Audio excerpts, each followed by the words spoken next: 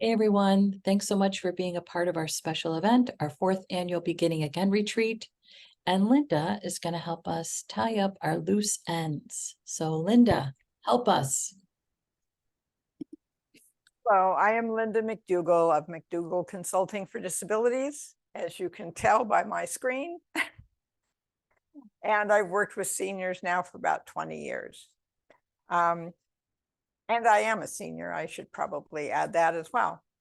So I've been through several deaths. I've lost my mother and 51 weeks later, my dad. So we had almost a year apart, not quite. And in 2021, I lost my sister. So I've lost a few people. And those are only the latest ones. I've also lost an ex-husband, I think, this last year.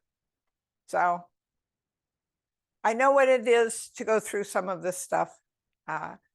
So I've made a presentation about the loose ends because I am still dealing with some of my sister's loose ends through her trustees who have not done their job, which has caused us to take them to court.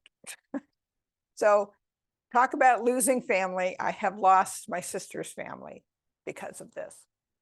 But embracing the healing path and nurturing yourself and coming to closure. I don't like the word closure. I like the word acceptance.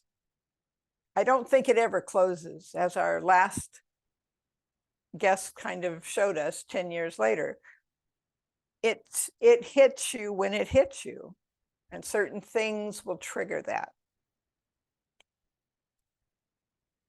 So we're embracing the healing, we're nurturing the grief, and you do that by really being gentle with yourself. Denise showed you some things to doodle and to write. Personally, I'm a writer.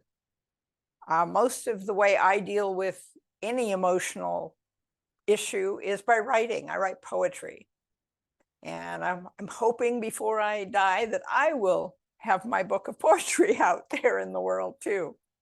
It's in progress, but it is not a priority right now. So we'll see how that goes. But that's how I get my feelings out. And I've done that since I was small. It's just been my expression, my way of expressing grief. So I don't have to talk to everybody in the world. I simply put it on paper and it gets it out, and I revisit it all the time.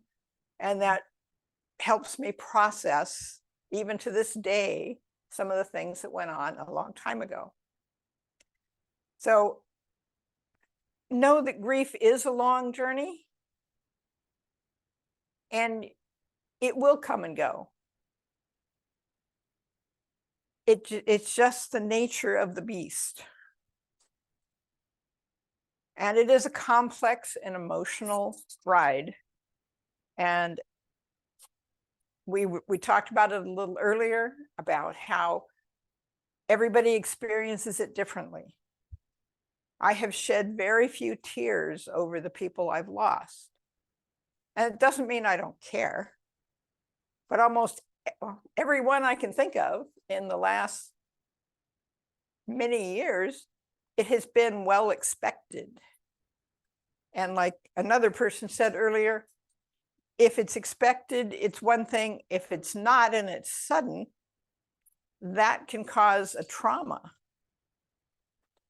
And it's a different grieving of a sort. But my sister was dying for 10 years. So it was a long time to get used to the fact I wasn't going to have a sister at some point. And she had been in and out of surgeries where I didn't expect her to come through, and she did. So, and then I had my mother who had cancer, and my dad who had a different type of cancer. And they all were expected to go. They all had a path that they were following that told me that I was not going to have them very much longer. So they were expected in that case. I've had time to process as they were dying. But you can get support from support groups. And I really highly recommend support groups, because anything you're experiencing, they've experienced. And they have maybe been down the path a little bit longer than you have. And you can get tips and clues for caregiving and for post-caregiving through those groups. And there's also therapy. I have a master's in counseling psychology, but I never practiced therapy. I have been to therapy, but not for that. But you want something that's going to facilitate your healing and you need that support. Family isn't always the support you want. They're not always supportive. So pick and choose from family members who you share with the grief, because some people just aren't supportive people. So you have to be careful in who you choose to grieve with. And as Denise already showed you, the doodles and the writing is part of self-care, part of getting it out. You need to be engaging in activities that comfort you and things that can bring you a little peace. They're talking about journaling and practicing mindfulness. And on practicing mindfulness, I'm going to give you something I learned from a group called Avatar years ago. And I find it peaceful and helpful for me if I'm getting on overwhelm or any other emotional trip that's bothering me. Find something in the environment, even for a moment or two, that is very intricate. This will help you get your mind totally out of what the overwhelm or whatever it is you're feeling at the moment. Start tracing the pieces of that ornateness with your mind and your eyes, and it takes you out of you for a while. I have found that practice very helpful over the years. And there's usually something in your environment that can be very ornate that you can do that with. I used leaves for quite a while. In front of me right now, you can't see it, but I have curtains that have gold trees. So I could sit there and trace the lines of the gold trees, and your mind just can't do two things at once like that. So you take yourself out for a while. But you need to honor the loss, and you will. Over time, you have no choice practically. It will happen over and over again, so just be prepared for it. But find the support that you need. That's very important. And here's finding closure again. We're talking about finding your peace with what has happened. And it's not so much about moving on. You're not trying to leave these people in the past. You're taking them with you. They are a part of you. But you need to find new meaning for your life, because you've been caregiving for a while. And as somebody else said, that takes some out of you. And that takes your meaning at that time away when they die. So you need to be looking for new purpose and new meaning in your own life. Not immediately, but soon, so that you have a path. Now, my family was highly dysfunctional. So it was quite interesting when I lost my parents, and then years later, my sister. All of those people had been parents to me. My parents had put my sister in charge of me when I was small, even though she was younger. So she had had the burden of caring for me. My mother thought I was an idiot, I think. So I needed caring by a younger sister. But whatever the case, when all those parent figures went, it was like I had a new me and I could be me. I don't know if that makes any sense to any of you, but I could suddenly be me and not have somebody looking over my shoulder telling me I was doing it wrong or whatever. So that's been really good for me in that sense. I miss them. They were a huge part of my life. But as you mature and age, you look for that meaning. You look for that piece of you that you need to give to the world. So honoring them, this gentleman is planting a tree. We did that for my brother-in-law when he committed suicide many, many years ago. So we planted a tree and his ashes were underneath. Come to find out many, many years later that we planted it on somebody else's property, but it was planted nonetheless. So basically take care of yourself in whatever way is good for you. This isn't the conclusion of the whole presentation, but it's the conclusion of the healing part. It takes time and patience. Be patient with yourself. Again, give yourself space and time to heal. And that may take just moments, like we said, with tracing something. You may not have a whole lot of time when you're taking up these loose ends. So take what time you can and find your way of comforting yourself.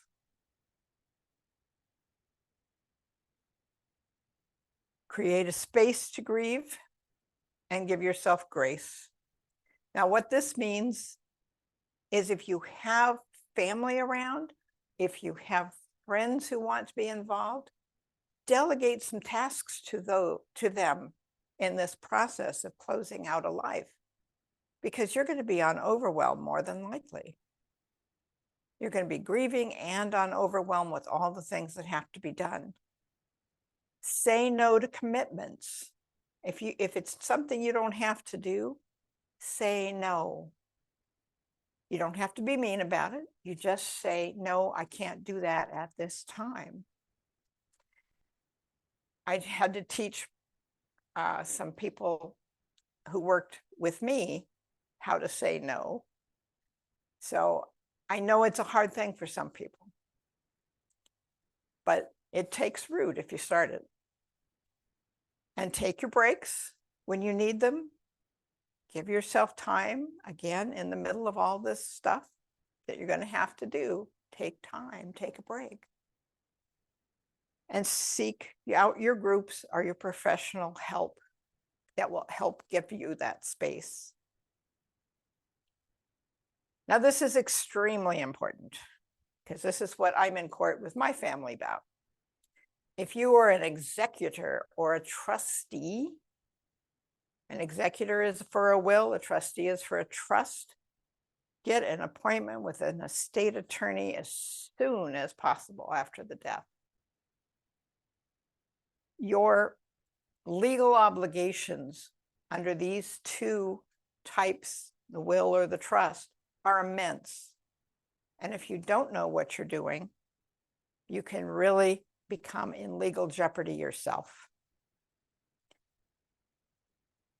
My niece and my sister's husband were given that obligation under my sister's trust.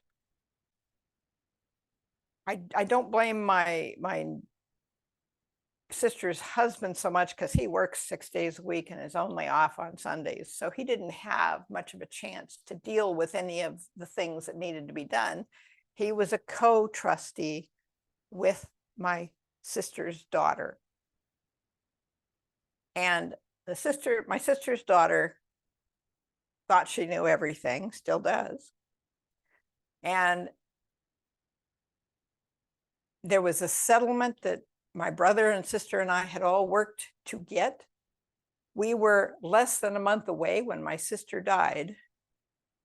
And so suddenly we were in turmoil again because everything had to be put on hold until we could prove she died to the attorney and get everything settled. And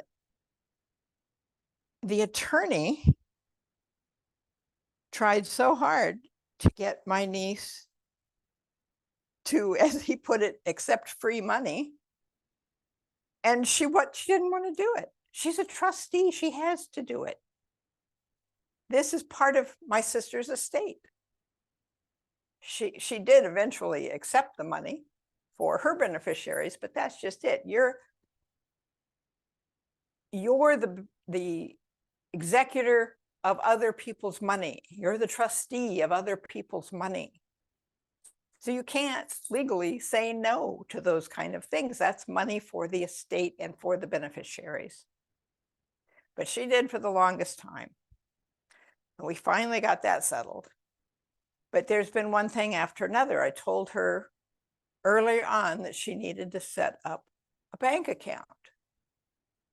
And her little flippant answer was, oh, I don't see any reason to do that. It all comes out in escrow.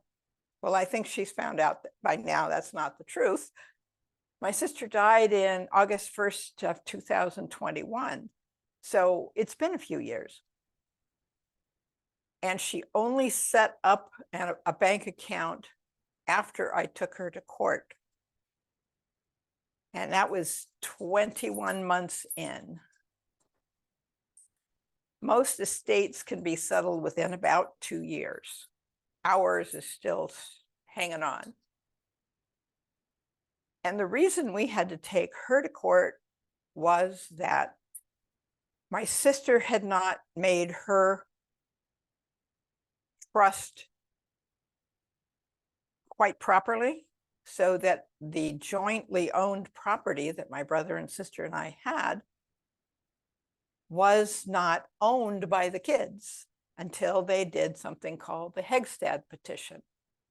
They told us twice they were doing it. Twice we waited 2 or 3 months, and we weren't going to do it a third time because it never happened.